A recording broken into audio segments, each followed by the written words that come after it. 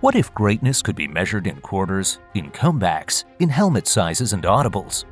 When it comes to quarterbacks, few names stir debates like Peyton Manning's. Was he merely excellent, or did he redefine what a quarterback could be?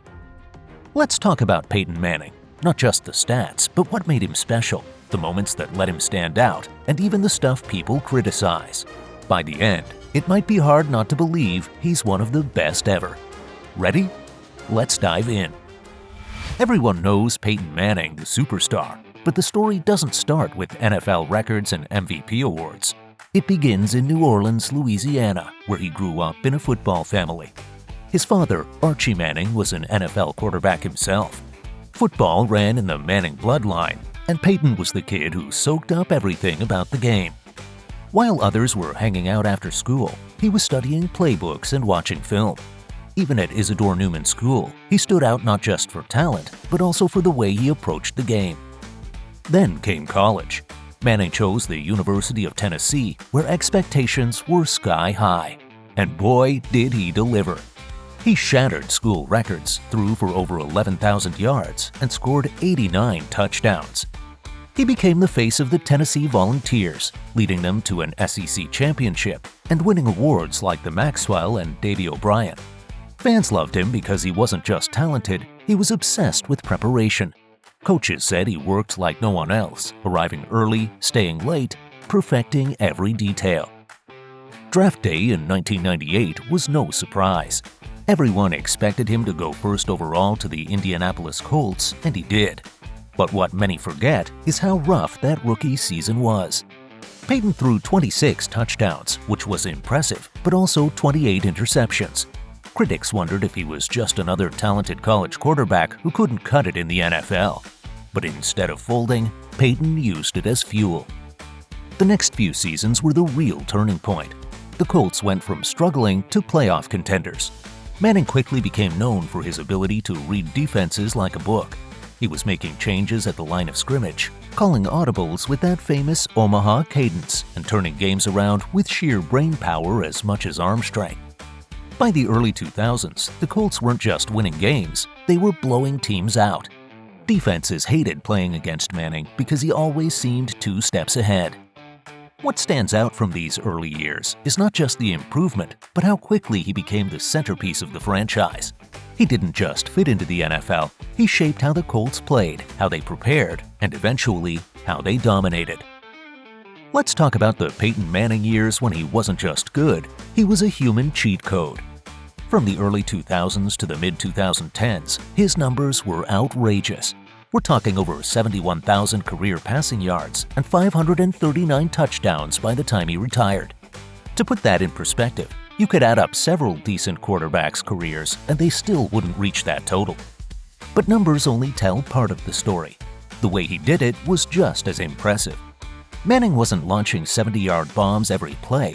He dissected defenses with precision throws, quick releases, and that famous no-huddle offense that left defenders gasping for air. The Colts offense became one of the most feared in the league because Manning turned every drive into a chess match. Then came 2004. That year, Manning threw 49 touchdown passes, breaking the single-season record at the time. Defenders couldn't stop him. He was hitting Marvin Harrison, Reggie Wayne, and Dallas Clark like they had magnets in their gloves. Watching him that season felt like watching a video game on rookie difficulty. Fast forward to 2013 with the Denver Broncos. After neck surgery and doubts about whether he could even throw again, Manning responded by setting new records for passing yards, 5,477, and touchdowns, 55 in a single season, at age 37. That Broncos offense scored 606 points that year, the most in NFL history at the time. It was ridiculous. And let's not forget the MVP awards, 5 of them, more than anyone else in NFL history.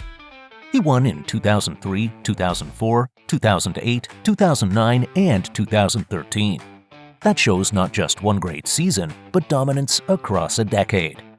Another crazy stat? Manning led 54 game-winning drives and 43 fourth-quarter comebacks in his career. So yeah, when the pressure was on, he often delivered. He wasn't just padding stats in blowouts, he was dragging teams to victory when it mattered most. Alright, Here's where things get really fun or controversial depending on who you ask. Because when it comes to quarterbacks, people always bring up the big games. Yeah, he's got the stats, but how many rings? It's the classic barstool argument. Peyton Manning reached the playoffs 15 times in his career. With the Colts, he led them to 11 postseason appearances, 8 division titles, 3 AFC championship games, 4 Super Bowl appearances, and 2 Super Bowl championships. The first big breakthrough came after the 2006 season.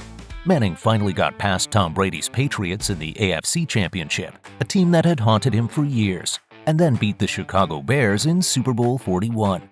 He was named Super Bowl MVP, and the critics quieted down.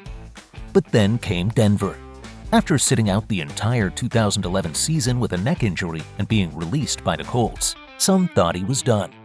Instead, he joined the Broncos, led them to 4 straight division titles, and reached 2 more Super Bowls. The 2013 season ended with a tough loss to the Seahawks, but in 2015, he went out on top. Super Bowl 50 against the Carolina Panthers wasn't his best statistical game, but he managed the offense, the defense dominated, and Peyton rode off into the sunset with his second Lombardi Trophy. Winning Super Bowls with 2 different franchises puts him in elite company. And while critics point out some playoff disappointments, yes, there were a few early exits, the overall postseason record still includes huge comebacks, clutch throws, and moments that defined an era. What made Peyton Manning different? Let's break it down. First, his football IQ was off the charts. Manning prepared like a mad scientist. He studied defenses so thoroughly that by game day, nothing surprised him. That's why you'd see him at the line of scrimmage yelling Omaha and changing the play at the last second. He wasn't showing off, he was outsmarting defenses in real time. Accuracy? Exceptional. He finished with a career completion percentage of nearly 66%. But it wasn't just short throws padding the numbers. Manning threw tight spirals into tiny windows, making it look easy. Leadership? He was basically a coach on the field. Teammates respected him because he demanded excellence from himself first. He turned guys like Marvin Harrison, Reggie Wayne, and Demaryius Thomas into stars. Now, weaknesses. Sure, there were some. Early playoff losses gave critics ammo. Some said he couldn't win the big one before 2006.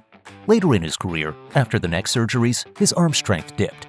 By 2015, you could see the throws didn't have the same zip. He relied more on timing and smarts than pure physical tools. But here's the thing. Even with those limitations, he adapted. That 2015 Broncos team won because Manning changed his style. He became more of a game manager, leaning on the defense, making smart decisions and avoiding mistakes. That flexibility showed greatness wasn't just about numbers, but about winning in different ways. So where does Peyton Manning rank among the all-time greats? Some will argue for Tom Brady because of 7 Super Bowls. Others point to Joe Montana's perfection in big games.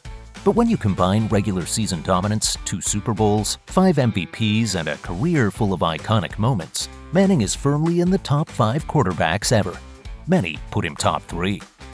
Beyond stats and rings, his influence on the game is massive. Manning changed how quarterbacks approach preparation. The modern QB, guys like Patrick Mahomes or Josh Allen, study film and make pre-snap reads partly because Manning showed how powerful that could be. And after retirement, he became a media star. The Manning cast on Monday Night Football with his brother Eli is hilarious and insightful. He does commercials, gives speeches, and stays involved with the game. Yet his legacy isn't about jokes or TV, it's about the standard he set. Teams with Manning were always contenders. He turned the Colts from a struggling franchise into a powerhouse. He revived the Broncos after years of inconsistency.